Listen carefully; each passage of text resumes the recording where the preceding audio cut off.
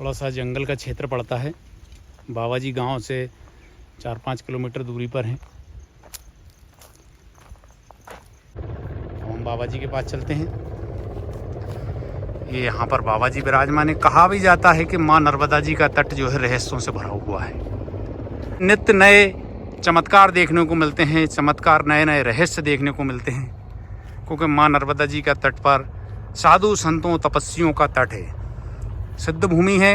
अनादिकाल से यहाँ पर देवी देवताओं ने भी तपस्या करी है और आज भी कर रहे हैं, लेकिन आज अदृश्य रूप में है, हमें दृश्य रूप में दिखाई नहीं देते, लेकिन फिर भी हमें कुछ संत दृश्य रूप में दिखाई देते हैं। चित्रकूट वाले बाबा जी के नाम से जाना जाता है, जो बहुत ही सीधे सरल और सहज हृदय संत हैं।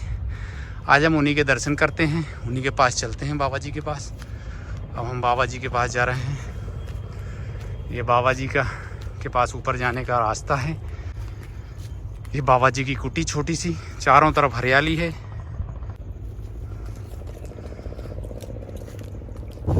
बाबा जी की कुटी से मैया के बहुत ही सुंदर दर्शन होते हैं यहाँ से। जय हो मैया, जय हो मैया, जय हो मैया, जय हो मैया, जय।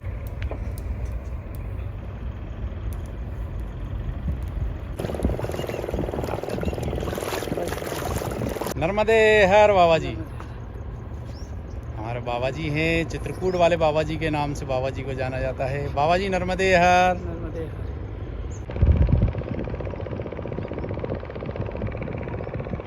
नर्मदे हर, ये हमारे बाबा जी हैं और ये बाबा जी हमारे चित्रकूट वाले बाबा जी के नाम से जाने जाते हैं। बाबा जी बहुत ही सिद्ध संत हैं, बचपन से ही सन्यासी हैं बाबा जी और साधना कर रहे हैं बाबा जी। कहा भी जाता है कि अनादिकाल से माँ नर्मदा जी का संपूर्ण क्षेत्र जो है भारतीय संतों के लिए तपोभूमि रहा है और प्राचीन काल से ऋषि मुनि से लेकर तो आधुनिक काल तक के अनेक संत योगी माँ नर्मदा जी के तट के विभिन्न क्षेत्रों में तपस्या करते हुए हमें दिख जाते हैं और आज भी हमें दिख रहे हैं। सिद्ध पुरुष जिस स्थान पर बैठकर योग साधना से भक्ति करते हैं, तपस्या करते हैं, वह स्थान सिद्ध भूमि बन जाता है और माँ नर्मदा जी का तट पूरा सिद्ध भूमि है, सिद्ध स्थल है, क्योंकि माँ नर्मदा जी के तट पर एक पॉजिटिव ऊर्जा बहुत अधिक है। यहाँ पर जो भी हम तपस्या करते हैं, जो भी संत महात्मा तपस्या करते हैं, वह बहुत ही उनकी साधना बहुत ही जल्दी सिद्ध हो जाती है। इसलिए माँ नर्मदा जी के तट के किनारे किनारे सभी संत योगी तपस्वी जो हैं तपस्या करते हैं। हिमालय की कंदराओं में रहने वाले जो संत महात्मा हैं, तपस्वी हैं, वो भी माँ नर्मदा जी के तट पर तपस्या करने आते हैं। हमारे बाबा जी हैं, चित्रकूट के रहने वाले हैं बाबा जी और यहाँ पर तपस्या कर रहे हैं। नर्मदे हर। देश के विभिन्न हिस्सों से माँ नर्मदा जी के तट पर तपस्या करने आते हैं, भक्ति करने आते हैं, भजन करने आते हैं भगवान का।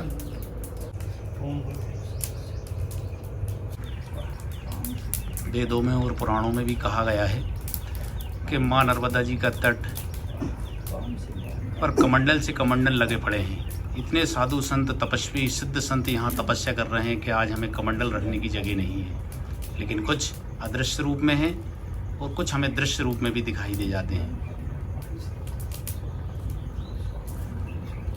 और हमें सच्चे संत मिलते हैं तो वह माँ नर्मदा जी के तट पर ही मिलते हैं, जो छोटी छोटी कुटियों में विराजमान हैं, जो सही में तपस्या कर रहे हैं, साधना कर रहे हैं, भक्ति कर रहे हैं, भजन कर रहे हैं।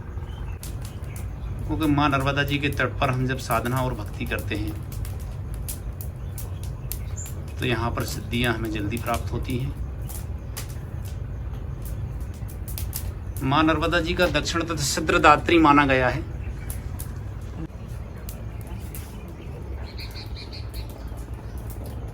यहीं से ये माँ नर्मदा जी के दर्शन होते हैं।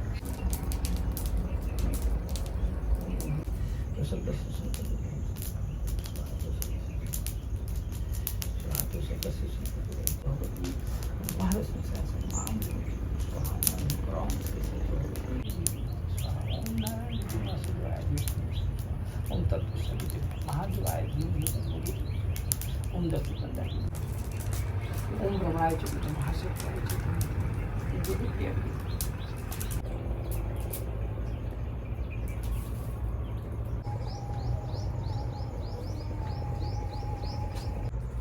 बाबा जी जो है भोजन प्रसादी की तैयारी शुरू कर रहे हैं। जो भी भक्तगण आश्रम में आते हैं, बाबा जी की आश्रम नहीं कहेंगे हम, बाबा जी की एक छोटी सी कुटी है, बहुत ही पवित्र कुटी है। यहाँ पर गंगा माँ के तट पे, माँ नर्मदा जी के बिल्कुल तट पर है। चारों तरफ हरियाली है और यहीं से माँ नर्मदा जी के सुंदर दर्शन होते हैं। प्रकृति की गोद में, माँ नर्मदा जी की गोद में बाबा जी की कुटिया है और बहुत ही अधिक शांति है यहाँ पर। बस्ती से, गांव से 4-5 किलोमीटर दूर माँ नर्मदा जी के तट पर जंगल में बाबा जी की कुटी है और बाबा जी के चारों तरफ वृक्ष, हरे भरे वृक्ष लगे हुए हैं। ये हरे भरे वृक्ष देख रहे हैं हम।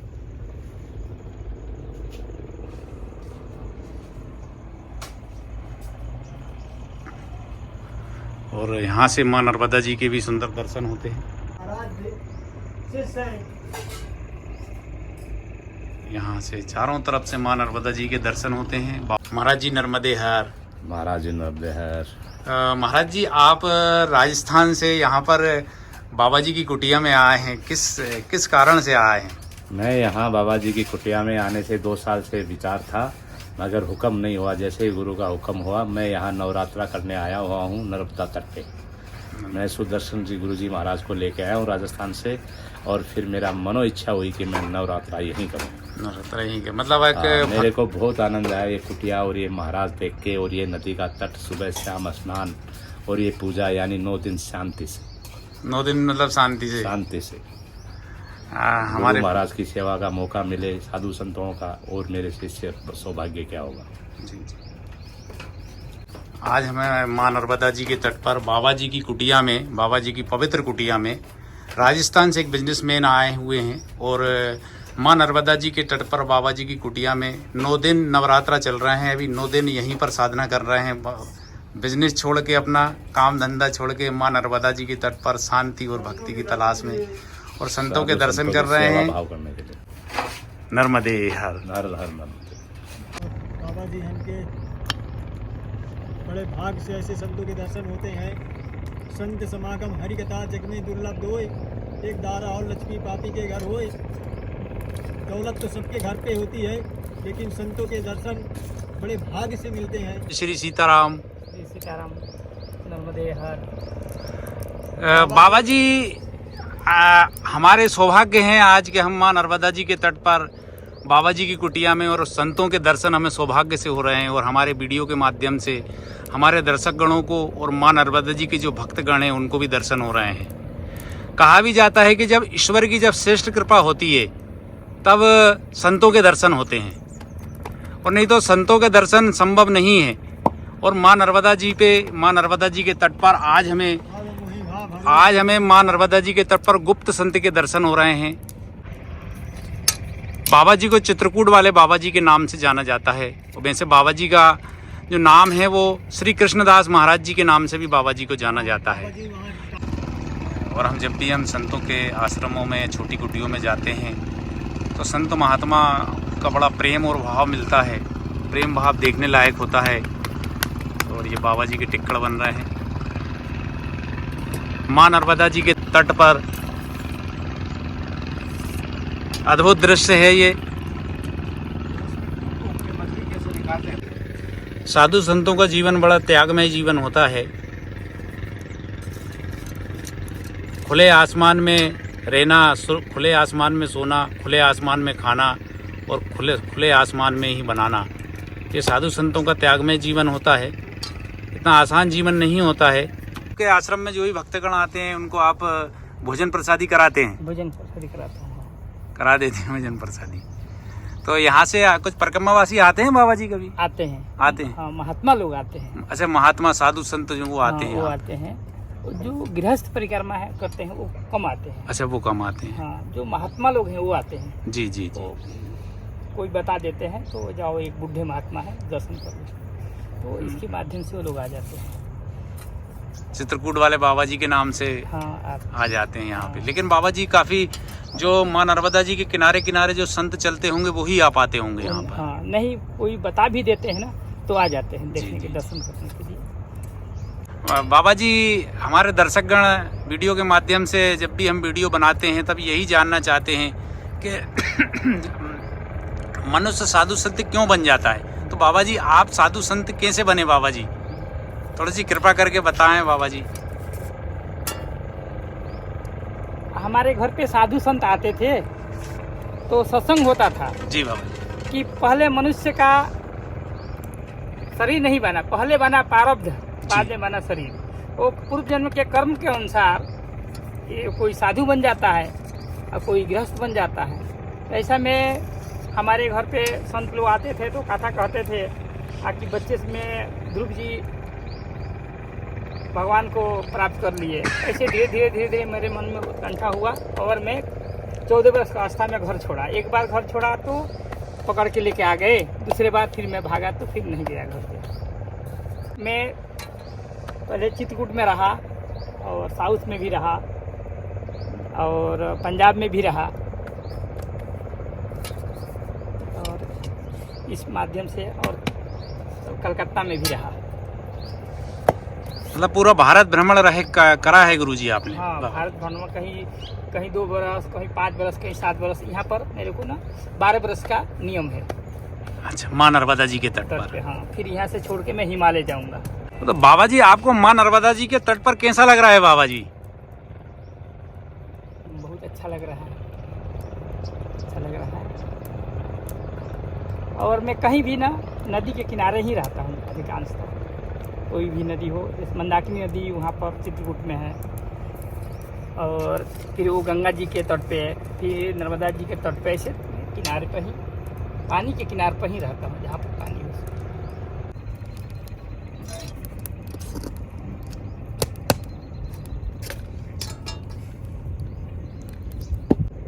तो कहा भी जाता है कि संतों की प्रसादी बड़े भाग्य और सौभाग्य से मिलती है। संतों की प्रसादी हर किसी मनुष्य को के भाग्य में नहीं होती है। तो जिनके ऊपर संतों का आशीर्वाद होता है और माँ नर्मदा जी की कृपा होती है, उन्हीं को संतों की भोजन प्रसादी करने का सौभाग्य प्राप्त होता है।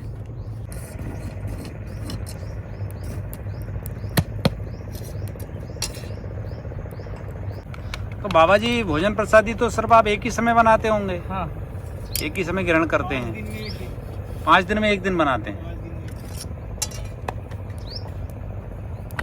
भजन में बैठ जाते तो भजन ही भजन। आ गए हैं तो इसलिए आए। भजन में बैठ गए तो फिर भजन ही भजन चलता है? नहीं, बस एक ही जगह लगा दो। धुना आज लगा दिए तो लगा दो, तो एक ही जगह लगा देंगे। बाबा जी माँ नर्मदा जी को भोग लगाने जा रहे हैं।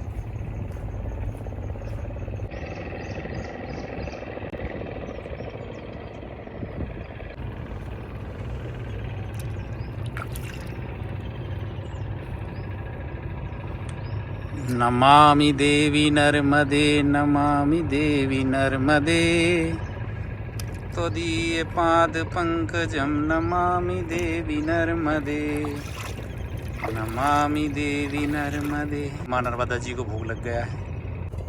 रखो थोड़ा सब में डाल, इल्लू को डाल दो। जो भी मैया को भोग लगता है, भगवान को भोग लगता है, वो सभी में थोड़ा थोड़ा डाल दिया जाता है तो वो प्रसाद बन जाता है। 12 साल से माँ नर्मदा जी के तट पर विराजमान हैं बाबा जी और यहीं पर भक्ति साधना माँ नर्मदा जी के तट पर कर रहे हैं। बाबा जी, नर्मदे हर बाबा जी। नर्मदे हर बाबा जी, हमारी आपसे प्रार्थना है, विनती है कि हमारे जो दर्शकगण हैं हाँ। उनको थोड़ा सा मार्गदर्शन करें बाबा जी। दर्शकगण यही जानना चाहते हैं कि बाबा जी हम भक्ति कैसे करें, भक्ति मार्ग क्या है, वैराग्य क्या है? गृहस्थ भी ना अपना भजन कर सकता है, गृहस्थ भी गृहस्थी में रहकर भी भजन कर सकता है। वो किसी भी महात्मा से गुरु दीक्षा लेकर जो भी है राम राम कह सकता है, घर में बैठे बैठे कर सकता है। और उसके अंदर जब वैराग जगे लो, खूब वैराग जगे, तब तो वो कहीं जाके रह सकता है, तीर्थ भ्रमण करे, रह सकता है कहीं आश्रम में। रामायण में भी लिखा है कि चौथे पन जाए निरपकानंद। तो वैसे ही है कि जब चौथापन आ जाए तो अपना सब कुछ बाल बच्चे को सब कुछ व्यवस्थित कर दिए तो चौथापन में कहीं जाके भी भजन कर सकता है नर्मदा जी के तट पे। और कभी भी नहीं सोचना चाहिए कि हमको भोजन कहाँ से मिलेगा। जो आपका प्रारब्ध हो उसके अनुसार से आपको भोजन मिलेगा, जी हर जगह भोजन मिलेगा।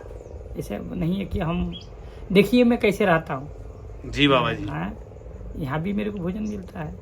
आसपास कोई गांव नहीं है बाबा जी, जंगल है, माँ नर्मदा जी का तट है। और मैं कहीं जाता भी नहीं। जी, आप जाते भी नहीं है। तो बाबा जी फिर वैराग्य कैसे प्राप्त करें बाबा जी? अपने अंदर जब तक भगवान की कृपा नहीं होगा तब तक वैराग्य नहीं होगा। जी। नहीं तो ऐसे ऐसे लोग पड़े हैं कि बच्चे मारते हैं फिर भी घर में ही रहेंगे, वो माया है। जब तक भगवान की कृपा नहीं होगा उसको वैराग्य नहीं होता है। वैराग्य भगवान की कृपा कब होगा कि वो भगवान के निरंतर स्मरण करे, स्मरण करे निरंतर, तो धीरे धीरे धीरे धीरे उसको अंदर वैराग्य आ जाएगा। जी जी हाँ, तो ऐसे वैराग्य नहीं आएगा। जी। हाँ। मतलब दर्शक गणों से हम यही कहना चाहेंगे कि हमेशा मन में भगवान का स्मरण करते रहें तो अपने आप वैराग्य मन में आएगा, धीरे धीरे आ जाएगा। फिर भगवान की कृपा हो जाएगी तब वैराग्य आएगा, नहीं तो ऐसे वैराग्य कभी नहीं आएगा। बच्चे लोग देखो अपने माँ बाप को मारते हैं फिर भी माँ बाप उधर रहेंगे, उसके पास ही जाएंगे। जी जी। हाँ। कहीं भी उनको सुविधा है चलो आश्रम में रहो, वहाँ सीताराम कहने का और आपको भोजन प्रसाद में, फिर भी वहाँ नहीं जाएंगे। फिर भी नहीं है। तो निरंतर जब तक आप भगवान के शरणागति नहीं होंगे तब तक आपके अंदर वैराग्य ही नहीं आएगा, चाहे कुछ भी हो जाए। अच्छा बाबा जी, मन में एक प्रश्न और उठता है कि बाबा जी जो मोह माया के जंजाल में हम फंसे हुए हैं, ये कैसे, इससे कैसे मुक्ति पाए हम? अब नहीं, ऐसा कुछ नहीं, धीरे धीरे अपने आप भगवान में होइए, धीरे धीरे भगवान को धीरे धीरे स्मरण करते करते करते करते फिर बच्चे भी अपने अपने लाइन में लग जाएंगे। आपका कर्म अच्छा रहेगा तो बच्चे भी धीरे धीरे समझ जाएंगे कि हमारा बाप भक्ति भगवान में करता है, भक्ति का है ये स्वरूप है, तो धीरे धीरे बच्चे भी कुछ अनबन नहीं करेंगे। फिर बाद में अपने आप बैराग आ जाता है। जैसे राम जी बाबा कैसे बैराग गया जी, हल चलाते चलाते देखे थे, अरे वह छोड़ो, तो ऐसे बैराग गए। और कथा कहने से नहीं, जैसे कि गृहस्थ लोग हैं कुछ सुनाओ तो भले ही वो लोग छान देते हैं और फिर भी जाके उस घर लिप्त रहेंगे, घर में ही लिप्त रहेंगे। अच्छा बाबा जी, आज हम देखते हैं कि काम, क्रोध, लोभ, मोह, ये 5 चीजें हैं जो हर मनुष्य में हैं। बाबा जी, इनसे कैसे मुक्ति मिलेगी हमको? हाँ, इससे मुक्ति जब तक, मैं बोला ना, जब तक भगवान का निरंतर स्मरण करो तभी मुक्ति मिलेगा। काम, क्रोध, लोभ, मोह। हाँ, तभी निरंतर मुक्ति मिलेगा, नहीं तो नहीं मिल सकता है। बाबा जी, आप 12 सालों से माँ नर्मदा जी के तट पर विराजमान हैं, भक्ति कर रहे हैं, साधना कर रहे हैं माँ नर्मदा जी के तट पर। तो बाबा जी, माँ नर्मदा जी की थोड़ी सी महिमा बताने की कृपा करें ना बाबा जी। इसका महिमा ये क्या वर्णन नहीं किया जा सकता है जी। वर्णन नहीं किया जा सकता है, शब्दों में वर्णन नहीं कर सकते। नहीं, हाँ, वो निरंतर कृपा है, मैया की कृपा है। और सब लोग से ही बोलता हूँ, एक बार ये क्या है ना, ये सब रिद्धि सिद्धि है। भजन करेंगे तो अपने आप रिद्धि सिद्धि है, रिद्धि सिद्धि है, रिद्धि सिद्धि है। बैठे रहो सब कुछ आता है। जब तक आप भजन नहीं करेंगे तब तक कुछ नहीं होगा। मैं निरंतर 9 साढ़े 9 बजे सोता हूँ और 2:30 और 3, 2 और 3 के बीच में उठ जाता हूँ रात को, और भक्ति में, भजन में लीन हो जाते हैं। रहते हैं। पुराणों में भी सुना है कि माँ नर्मदा जी जो हैं अपने भक्तों को उनके जीवन काल में एक बार दर्शन अवश्य देती हैं। आपको कभी अनुभव हुआ बाबा जी क्या? हाँ, तो भी तो मैं टिक गया। जी जी, मतलब आपको दर्शन दिए हैं मैया ने। मैं अपने मन में जो भी संकल्प किया यहाँ पर कि ये सामान आ जाए, ऐसा हो जाए, तो ऐसा हो जाता है। हाँ, हो जाता है। तो एक बार की बात है कि मेरे पास ना एक घड़ा था, और स्टील का घड़ा था। तो मैंने बोला कि माता जी, ये घड़ा छोटा है, ये आप रख लो और मेरे को एक बड़ा भेज दो। तो मैं उसको लेकर गया नहाने के लिए जी। और पता नहीं है, जब गहरे पानी में गया नहाने के लिए, कमर पर पानी में, तो हाथ से छूट गया और अपने आप वो डूब गया। और कहा जाने कहाँ चला गया, मैं बहुत ढूंढा, नहीं मिला। मैंने सोचा कि ये किसी को दे दूंगा। जी जी जी। फिर दूसरे दिन एक भक्त ले आके मेरे को एक बड़ा घड़ा दिया जो बाहर पड़ा हुआ है। मतलब मैया ने वो ले गई और वो दूसरा दे गई। दूसरा दे गई, दूसरा देखिए बाहर पड़ा, ये प्रमाण प्रत्यक्ष। देखिए उधर वो बड़ा पड़ा हुआ है। जी जी जी। देखिए अच्छा, ये प्रत्यक्ष प्रमाण है। अरे ये मेरे को बड़ा आश्चर्य लगा, ये मेरे को बहुत अनुभव। मैं बोला कि माँ ये छोटा है, ये तू ही ले ले और तू मेरे को एक बड़ा भेज दे। वो हाथ में से मेरे कैसे छूट गया और मैं तुरंत छूटते छूटते, वो तो घड़ा तो तैरना चाहिए, तैरा नहीं, तुरंत डूब गया। तुरंत डूब गया। और डूब गया और किधर गया मैं बहुत ढूंढा, नहीं मिला। ऊपर तक ये मेरे को ना ये बहुत ये विचित्र मेरे को लगा। मैया का प्रत्यक्ष प्रमाण था ये। हाँ ये मेरे को विचित्र लगा, ऐसा मैं आज तक नहीं सोचा था। विचित्र बोलो तो विचित्र। फिर दूसरे दिन ठीक आज घड़ा गया और दूसरे दिन एक आदमी लेके आ गया।